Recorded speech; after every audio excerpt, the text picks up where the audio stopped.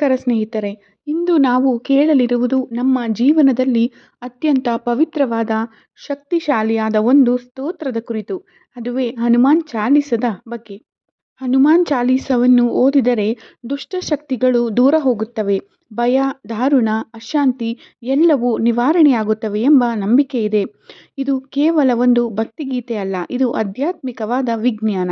ಇಂದು ನಾವು ಈ ಚಾಲೀಸವನ್ನು ಪ್ರತಿಯೊಂದು ಶ್ಲೋಕದ ಅರ್ಥ, ಅದರ ಹಿಂದಿನ ಕತೆ ಮತ್ತು ಅದರಿಂದ ಸಿಗುವ ಪ್ರಯೋಜನಗಳನ್ನು ತಿಳಿದುಕೊಳ್ಳೋಣ. ಹನುಮಾನ್ ಚಾಲೀಸವನ್ನು ರಚಿಸಿದವರು ಗೋಸ್ವಾಮಿ ತುಳಸೀದಾಸರು. ಅವರು ರಾಮಭಕ್ತರಾಗಿದ್ದು ರಘುವಂಶದ ಮಹಿಮೆಗಳನ್ನು ಬರೆದವರು. ತುಳಸೀದಾಸ ರಾಮಾಯಣದ ರಾಮಚರಿತಮಾನಸವನ್ನು ರಚಿಸಿದರು. ಒಮ್ಮೆ ಅವರು ಕಾಶಿಯಲ್ಲಿದ್ದಾಗ ತೀವ್ರ ಕಾಯಿಲೆ ಹಿಡಿದಿತ್ತು. ಅದೇ ಸಮಯದಲ್ಲಿ ಅವರಿಗೆ ಹನುಮಂತ ದೇವರು ಸ್ವಪ್ನದಲ್ಲಿ ಕಾಣಿಸಿಕೊಂಡು, ನನ್ನ ಸ್ತೋತ್ರವನ್ನು ಬರಿ, ನಿನಗೆ ಶಕ್ತಿ, ಆರೋಗ್ಯ ಮತ್ತು ಶಾಂತಿ ಸಿಗುತ್ತದೆ ಎಂದರು. ಅದರ ಫಲವಾಗಿ ತುಳಸೀದಾಸ ಹನುಮಾನ್ ಚಾಲೀಸವನ್ನು ರಚಿಸಿದರು. ಚಾಲೀಸ ಎಂದರೆ ಚಾಲೀಸ್ ಅಂದರೆ 40, ಅಂದರೆ 40 ಚೌಪಾಯಿಗಳ ಸ್ತೋತ್ರ. ಹನುಮಂತನಿಗೆ ಆಂಜನೇಯ, ಮಾರುತಿ, ಬಜರಂಗಬಲಿ, ಸಂಕಟಮೋಚನ ಎಂಬ ಅನೇಕ ಹೆಸರುಗಳಿವೆ.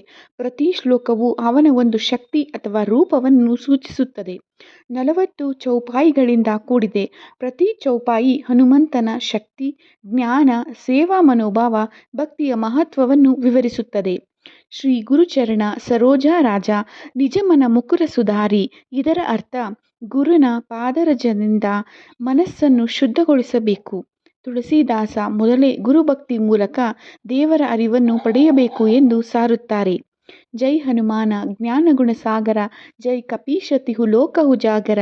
ಹನುಮಂತನು ಜ್ಞಾನ ಮತ್ತು ಗುಣಗಳ ಸಾಗರ, ಮೂರೂ ಲೋಕಗಳಲ್ಲೂ ಪ್ರಕಾಶಮಾನ ಎಂದು.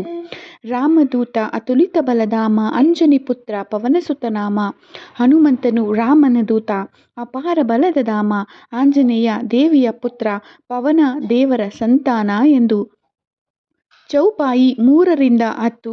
ಇಲ್ಲಿ ಹನುಮಂತನ ಬಾಲ್ಯ, ಸೂರ್ಯನತ್ತ ಹಾರಿದ ಕತೆ, ದೇವತೆಗಳಿಂದ ಪಡೆದ ವರಗಳು, ಅವನ ಧೈರ್ಯ ಮತ್ತು ಭಕ್ತಿ ವಿವರಿಸಲಾಗಿದೆ.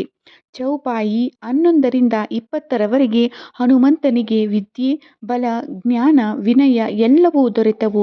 ಅವನು ರಾಮನ ಸೇವಕನಾಗಿ ಸೀತಾ ಹುಡುಕಾಟ, ಲಂಕಾದಹನ ಎಲ್ಲವನ್ನೂ ಮಾಡಿದನು.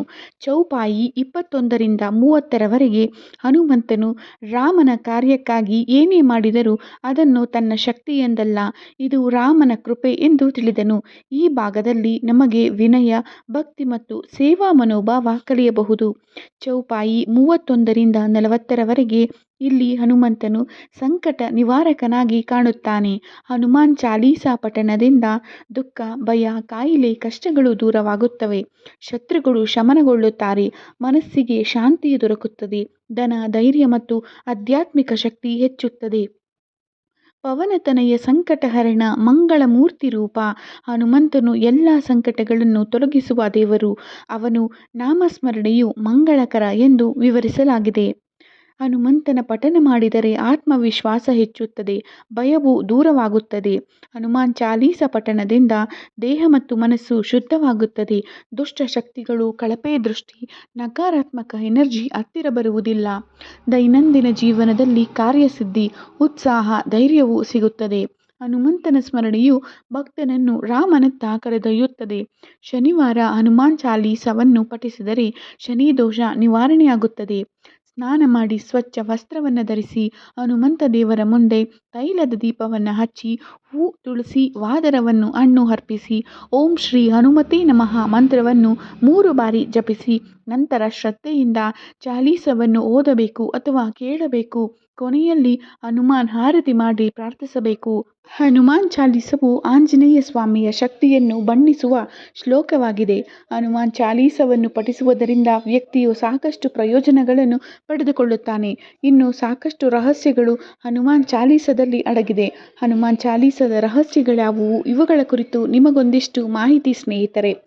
ಆಂಜನೇಯ ಸ್ವಾಮಿ ಅಮರತ್ವವನ್ನು ಪಡೆದುಕೊಂಡವನು. ಅವನು ಯಾವಾಗಲೂ ತನ್ನ ಭಕ್ತರಿಗೆ ದಯೆ ತೋರುತ್ತಾನೆ ಮತ್ತು ಅವರ ಎಲ್ಲ ಆಸೆಗಳನ್ನು ಪೂರೈಸುತ್ತಾನೆ. ಹನುಮಂತನ ಮಹಿಮೆಯನ್ನು ನೋಡಿದ ತುಳಸಿದಾಸರು ಹನುಮಂತನನ್ನು ಮೆಚ್ಚಿಸಲು ಹನುಮಾನ್ ಚಾಲೀಸವನ್ನು ಬರೆದಿದ್ದಾರೆ. ಪ್ರತಿದಿನ ಹನುಮಾನ್ ಚಾಲೀಸವನ್ನು ಪಠಿಸುವುದರಿಂದ ನಮ್ಮ ಜೀವನದ ಪ್ರತಿಯೊಂದು ದುಃಖ ಮತ್ತು ನೋವು ದೂರವಾಗುತ್ತದೆ. ನಾವು ಪ್ರತಿ ಬಿಕ್ಕಟ್ಟಿನಿಂದ ಹೊರಬರುತ್ತೇವೆ. ನಮ್ಮ ದೇಹವನ್ನು ಸದಾ ಆರೋಗ್ಯವಾಗಿಡಲು ಹನುಮಾನ್ ಚಾಲೀಸದಲ್ಲಿ ಒಂದು ರಹಸ್ಯ ಅಡಗಿದೆ. ಆ ರಹಸ್ಯ ಯಾವುದು ಎಂಬುದನ್ನು ಇಂದು ತಿಳಿದುಕೊಳ್ಳೋಣ. ಯಾವ ವ್ಯಕ್ತಿ ಹನುಮಾನ್ ಚಾಲೀಸವನ್ನು ಪಠಿಸುತ್ತಾನೋ ಅವನು ಎಲ್ಲ ರೀತಿಯ ರೋಗಗಳಿಂದ ಮುಕ್ತಿಯನ್ನು ಪಡೆದುಕೊಳ್ಳುತ್ತಾನೆ. ಇದರೊಂದಿಗೆ ಆತನು ಮಾನಸಿಕ ಶಾಂತಿಯನ್ನು ಕೂಡ ಪಡೆದುಕೊಳ್ಳುತ್ತಾನೆ. ನೀವು ಕೂಡ ಮಾನಸಿಕ ಸಮಸ್ಯೆಯನ್ನು, ಯಾವುದೇ ಆರೋಗ್ಯ ಸಮಸ್ಯೆಗಳು ಎದುರಾಗಬಹುದು ಎನ್ನುವ ಭಯವನ್ನು ಇಟ್ಟುಕೊಂಡಿದ್ದರೆ ಖಂಡಿತ ತಪ್ಪದೆ ಹನುಮಾನ್ ಚಾಲೀಸವನ್ನು ಪಠಿಸಬಹುದು.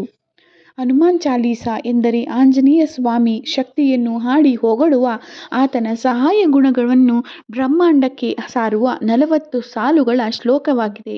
ಅಂದರೆ ಈ ಶಕ್ತಿಯುತ ಹಾಗೂ ಪರಿಣಾಮಕಾರಿಯಾದ ಹನುಮಾನ್ ಚಾಲೀಸ ಪಠಣದಲ್ಲಿ ಒಟ್ಟು 40 ಪದ್ಯಗಳಿವೆ ಎಂದು ಉಲ್ಲೇಖಿಸಲಾಗಿದೆ.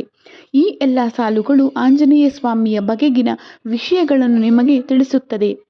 ಹನುಮಾನ್ ಚಾಲೀಸವನ್ನು ಬರೆದವರು ಯಾರು ಎಂಬುದು ನಿಮಗೆ ತಿಳಿದಿದೆಯೇ?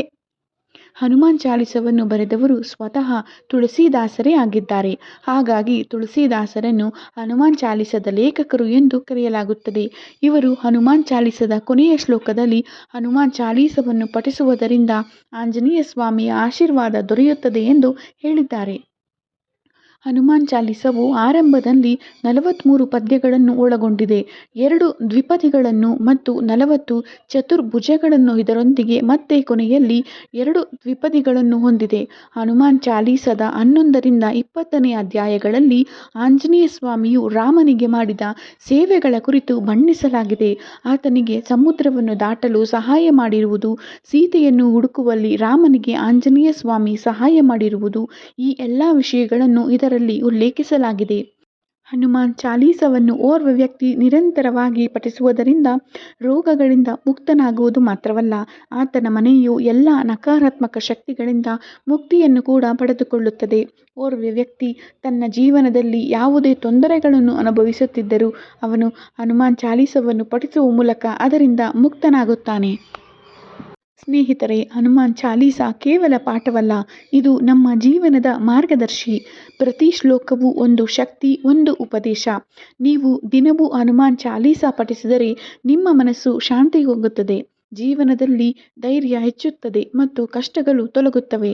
ಹನುಮಂತನ ಆಶೀರ್ವಾದ ಸದಾ ನಿಮ್ಮೊಡನೆ ಇರಲಿ. ಜೈ ಶ್ರೀರಾಮ್, ಜೈ ಹನುಮಾನ್. ಸಾಧ್ಯವಾದರೆ ಮುಂದಿನ ವಿಡಿಯೋದಲ್ಲಿ ನಾನು ಸಹ ಹನುಮಾನ್ ಚಾಲೀಸವನ್ನು ವಿಡಿಯೋದ ಮೂಲಕ ನಿಮಗೆ ಅರ್ಪಿಸಲು ಇಷ್ಟಪಡುತ್ತೇನೆ. ಕಮೆಂಟ್ ಬಾಕ್ಸ್ನಲ್ಲಿ ದಯವಿಟ್ಟು ನನಗೆ ತಿಳಿಸಿ. ಧನ್ಯವಾದಗಳು.